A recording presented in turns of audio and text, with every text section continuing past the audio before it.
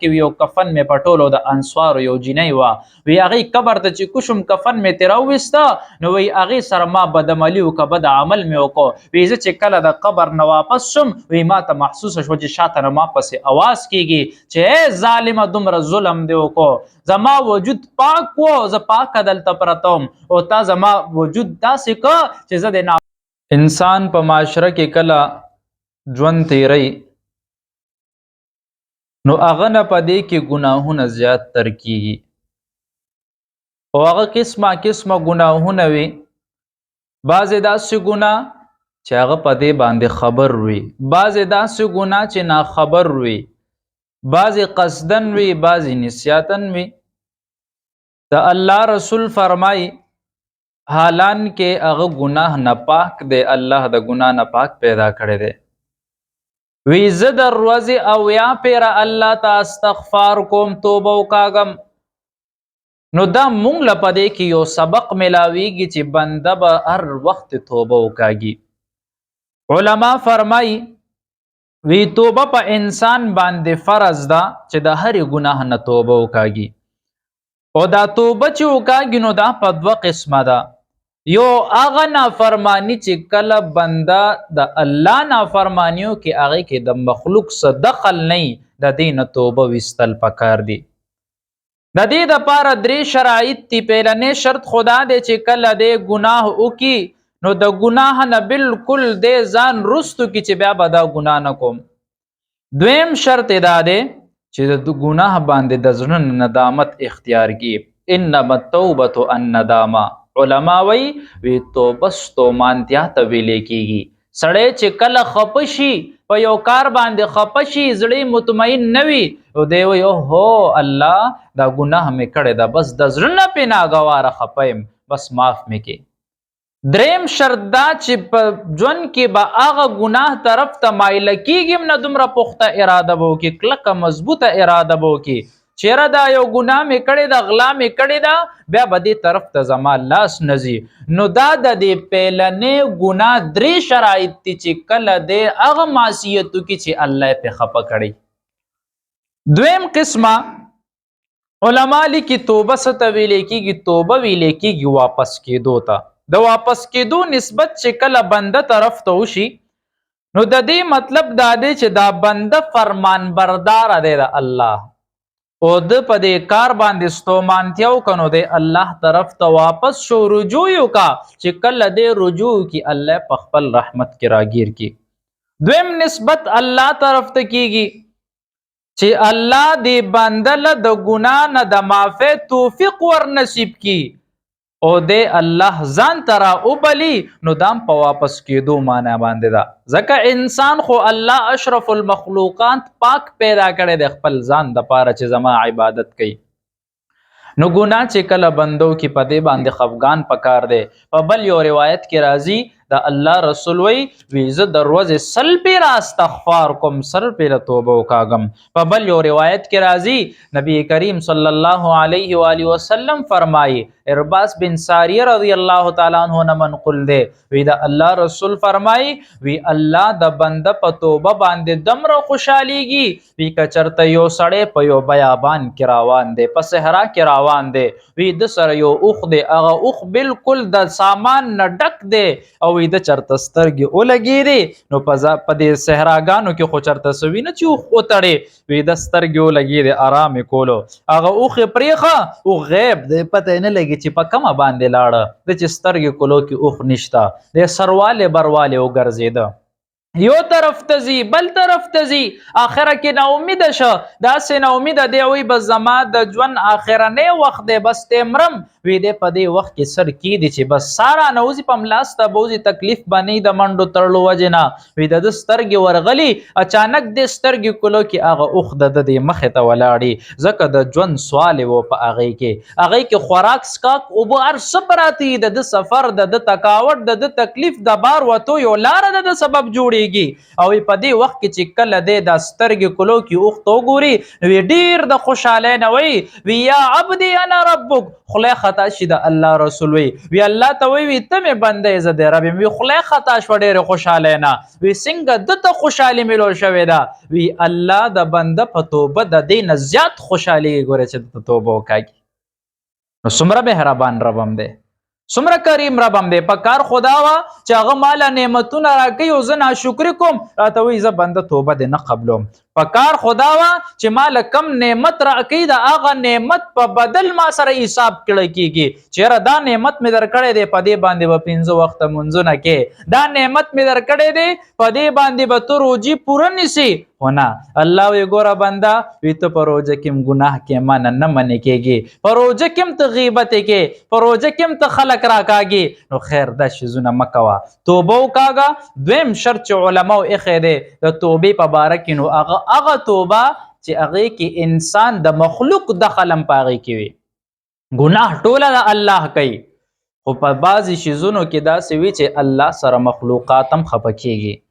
نو علما لیکي چې کله د مخلوق ضرر دی وکړو چا پسې د بد رد ووي د چا غیبت دی وکړو د چا حق تلفي دی وکړه مال دې نه وخوړه نو په دې وخت کې د هغې صورت دا دی چې الله نه خو معافي غواړي الله به قبلېږي چې بنده نه مو غواړي خو که بنده نه نشي غوستی نو هغه دپاره استغفار وکړه یا ورته کښېنه یاره که کمی بیشی په خبرو کې شوي معافي در نه غواړم نو دا د هغې دویم سبب دی زما محترمو توبه په هر حالت کې وکاږئ زمونږ رب ډېر زیات رحیم دی ګورې هغه د هر چا ګناه معاف کوي په روایت کې راځي حضرت عمر رضی الله تعالی عنه دور و یو تابعي دی د ده باره کې راځي وي دی په پیله وخت کې د به ګانې ویلې ځان نه به خلک راته وکړي خلک به راتله ښه ډېرې پیسې به یې پې ویشتې یو مجلس یو محفل به یې لګولې او خلک به ترې ډېر تاوېده دی بوډا شه داسې بوډا شو چې غاښونه هم پرېوته نو د دې خلکو رزق د دې شي د ډمتوب د وجې دا خلک دي او د دې ژوند هم ډېر لګي لکه خلک دې سره مینه کوي خو د ډمتوب پورې کوي چې کله هغه ډمتوب یې ختم شي بیا پې خلک څه کوي نو بیا هغه کس بوډا شه نو ده به چې خبرې کولې ګانې به یې ویلې چې چاله به درلتله او ورته ویې زمړه اوس دی هغه مزه نشته زه خپل کار کوه موږ لیوني یو چې په تا پیسې خورو نو سړی ډېر سروالی بروالی خفګان نه ډک وی الله وی که دا دومره وخت مې ستا عبادت کړی وی ستا در مې راټینګ کړی وی نو څومره به ښه وه هر سړي ته ګورې په خپل کار باندې ستوماني کېږي چې کم کار د غلط په رستو ژوند کې کړی دی دی وی وګوره هغه ژوند هم تېر شو کاش چې په دې وخت کې خو مې الله راضي کړی وی نو په دې وخت کې هغه چې دی توبه وویسته نو دی لاړه د مسجد جنت البقی ته دی لاړه چې توبه کله وویسته حضرت عمر صاحب په دور کې نو دی لاړو چا وله روټۍ رزق نه ورکه نو لاړو وی د قبرستان کې به کینم لږ به الله ته وجاړم کله چې زه الله ته وجاړم نو الله به ما باندې خپل رحم او کرم وکړي نو لاړو په جنت البقی کې ناست دی سوال کوي الله وی ډېر مې خفه کړی ډېر زیات ګناهونه مې کړی دي الله وی مخلوقاتو له ورتلم د هغې درب له به ورتلم هغې به مې خوشحالول الله ته مې خفه کړی خو هغه مخلوقاتو نن ماله دیکه راکه هغې زه پرېښم الله ته داسې یې چې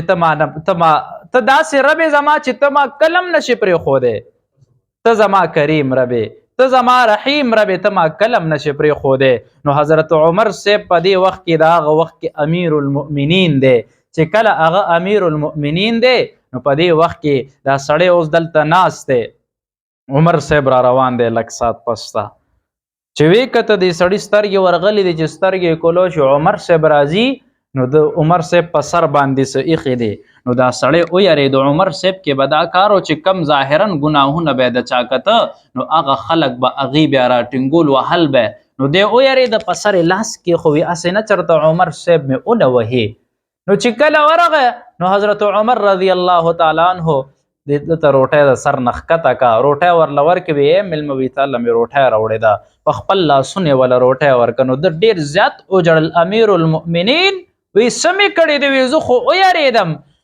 وی سترګې مې ورغلې وی قیلوله مې کوله وی په دې وخت کې مې الله تبارک وتعالی سره خوب کې ملاقات کیږي وی الله راته وی زما یو نیک بنده دی وی هغه هلته ناست دی وی اوږې دی اوږې وی هغه له روټۍ یوسه نو وی زه راپاڅېدم وی کور والا ته مې ووی چې د الله دوست دی د الله میلمه دی نو امام نوکر لم ورنه که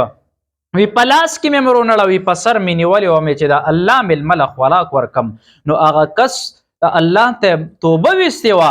ګناهګاره بنده ګانو والا بنده نو دومره اوجړل الله ته دومره چې هم هلته کې را پرېوتو ساتې نه وته دا زما د رب رحم دی چې په خلکو باندې کوي په یو روایت کې راځي عمر صاحب په لاره باندې روان دی یو نوجوان دی ډېر زیات جاړي دومره جړل عمر صاحب ورته وایي څه دې کړي دي وی ګناه مې کړې ده وی څه ګناه دې کړې ده وی حضرت ډېره لویه ګناه مې کړې ده وی څه ګناه دې کړې ده عمر صاحب چې د هغه جړا ته ګوري عام په جړا کېږي د نبي کریم صلی الله علیه و آله وسلم مجلس ته داخليږي عمر صاحب په چغو چغو جاړي ورته وی ولې جاړي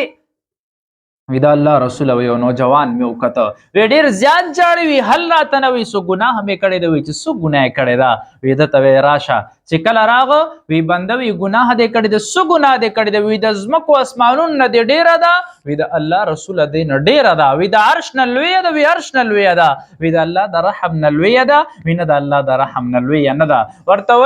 وی سو ګناه دې کړی دی شرک دې کړی دی وی نه د الله رسول شرک مې نه دې کړی خو وی وای سو ګناه دې کړی ده وی ګناه مې داسې کړی ده وی پیره به ما کفنونه پټول او اوس هم دی یو درې څلور ورځې مخکې یو کفن مې پټول او د انصارو یو جینۍ وه وی هغې قبر ته چې کوشم کفن مې ترې راوویسته نو وی هغې سره ما بدعملي وکړه بد عمل مې وکړو وی زه چې کله د قبر نه واپس شم وی ما ته محسوسه شوه چې شاته نه ما پسې اواز کېږي چې ای ظالمه دومره ظلم دې وکړو زما وجود پاک و زه پاکه دلته پرته وم او تا زما وجود داسې که چې زه د ناپاکه کم د محشر په ورځ به زه په دې ټول امت کې شرمنده راپاسم وجود به مې ناپاکه وي هغه خبرې ما خوري وی زه وایم چې په ما د الله عذاب قهر نازل شو چې کله دې ښځې دا خبره ماته وکړه نو د الله رسول ترې نه مخ واړه نو دا سړی دلته نه ووته هوښیار ډېرو وی هسې نه وي د الله رسول څه خبره په ما جاري نه کړي او د هغې د وجې نه زه په عذاب کې مبتلا نه شم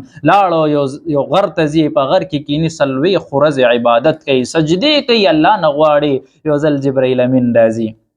مجلس ته حاضر شو وی دا الله رسول الله را لېږلی یم وی الله وی بندگان چا پیدا کړي دي نو دا الله رسول وی الله وی تا پیدا کړي دي وی زه دې پیدا کړی یم ټول بندگان دې پیدا کړي دي وی دا د چا بندگان دي وی الله ستا بندگان دي وی رزق څوک ورکوي وی دا الله رسول ته وی الله وی رزق څوک ورکوي وی الله وی رزق خو ته ورکې مال هم راکې ټولو له رزق ورکې وی معافي به څوک کوي الله رسول وی الله ته به معافي کې وی زه هغه بنده دومره سجدې له ګورې دي دومره توبې ویستې دي وی لاړ شه هغه ته وی چې هغه ګناهونه مې دله معاف کړه چې کم دا دومره لوی بد عمل دې کړی یو کس منډه که د خوشحالۍ نه هغه کس ته خوشخبري وروله وی راشه وی الله دې دا لوی جرم هم معاف کو وحی نازله شوه الله معاف کې زما الله دومره رحیم رب دی دومره کریم رب دی د الله د کریمیت اندازه نشي کولی د رحمیت اندازه نشي کولی د الله رسول وی زه په خپله د ورځې وی سل پیره په بل روایت کې راځي اویا پیره وی استغفار ویم نو مونږ ولې نشو ویلی ټوله ورځ په فضولو خبرو کې تیره کو نو علما وی چې استغفار وی د ګناه نه به دوه قسمه توبې یو هغه حق چې کم د الله دی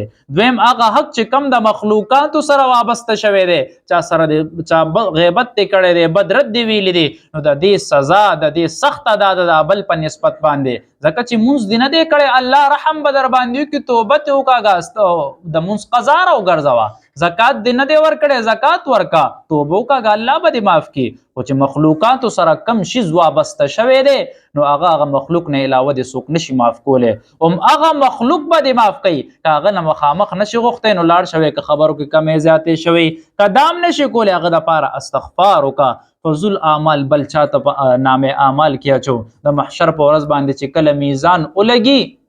نو څوک به چاله نامه اعمال نه ورکوي یو روایت مې مخې ته راغه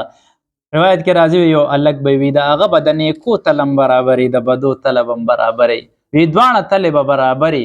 نو وی دی به منډې تړې وي څوک به دله نیکۍ نه ورکوي یو پسې به ګرځي مور پسې پلار پسې ورور پسې نیکۍ نشته نیکۍ کم ځای نه راوړو خو چې دې حالت وګوري ویره وی زما د پلارم د جهنم فیصله کیږي نو دی به اعلان وکړي الله وی د پلار نه فرمانه بچی وم په دنیا کې وی پلار ما د پاره ډېرې منډې والي دي، الله د هغه بد عملونه زما نامه اعمال ته راوله چې زما فیصله اسم د جهنم کېږي، خو وی چې زما فیصله د جهنم کېږي د دې په بدل کې زما د پلار فیصله د جنت وکړه چې د هغه نامه اعمال ډک شي او هغه جنت ته داخل شي. نو الله به د دې یو خبرې د وجې نه د دواړو بخښنه وکړي. زما محترم الله ډېر زیات رحیم دی. استغفار زیات کوئ. قیمتي شپې ورځې رانه ووتې، دا د نن هغه اخرنۍ شپه د دغه والا ده مغفرت د عشرې ده، دې نه پس د عتق من النار عشره شروع کېږي او هغه ټولو کې قیمتي عشره ده. په دې به انشاءالله تفصیلي خبره سبا وکړو، خو موږ دا عشره بالکل